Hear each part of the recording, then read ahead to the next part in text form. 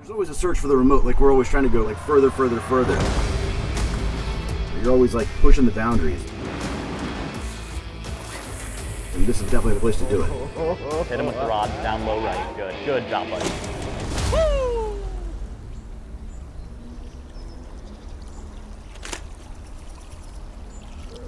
This is like a really special place for me personally, just because fishing is what I'm all about.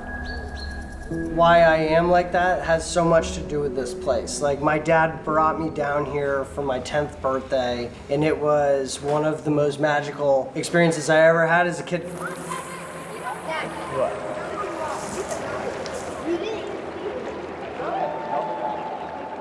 Run and Gun Club is great, not only from like a ease perspective, but it's also got so much history. Like, you've got, you know, presidents and famous ball players and writers that have been coming here for the last 150 years. I can only imagine the conversations over time that were had here, and it's kind of like a symbol for Everglades area, at least from a fishing perspective. Like, the Everglades, it's got something for everyone.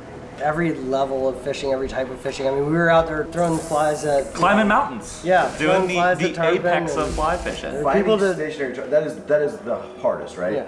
In tarpon fishing, it doesn't compare. Yeah, like a stationary, perfectly still, giant creature. Laid up, that's been coming to that little But piece you of could bank, just that easily stick. go cast to a bunch of rolling fish off the beach, or find something that's a little bit more attainable, a little All the way down to fast-paced trout action. fishing and, Yeah. and catching a bunch of fish and having fun and ladyfish and jacks and snook and tarpon and permit, everything in between. It's hard to fish. It takes a lot of time. You gotta pull, you gotta pull, you gotta pull, you gotta fish, work different banks, different tides, and different times of year. You can't write something off just because it didn't work once. You gotta go back to it. I mean, that's the allure. I mean, the Everglades is unique because it's been protected, and there's so much area to explore, and that's what's been bringing people here for 150 years. The exploration and the adventure and chasing new water and chasing new critters, and there's nothing like watching a 100-pound dinosaur rolling around on the surface, and then all of a sudden, you know, it goes from that tranquility of just sitting around waiting, watching the water. All of a sudden he rolls, Well, you put the fly in the right spot,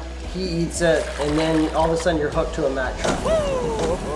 We didn't get our hands on any, and that's totally fine. That's what, you know, dinosaurs do. They break gear. But putting 3 tarpon in the air, that's a pretty epic day when you're fly fishing. Oh, you're Doesn't matter playing the game, wherever you're you getting are. the Yeah. shots, you get Yeah. a couple eats, you fold the critter into eating. We had a ton of fun today. Yeah.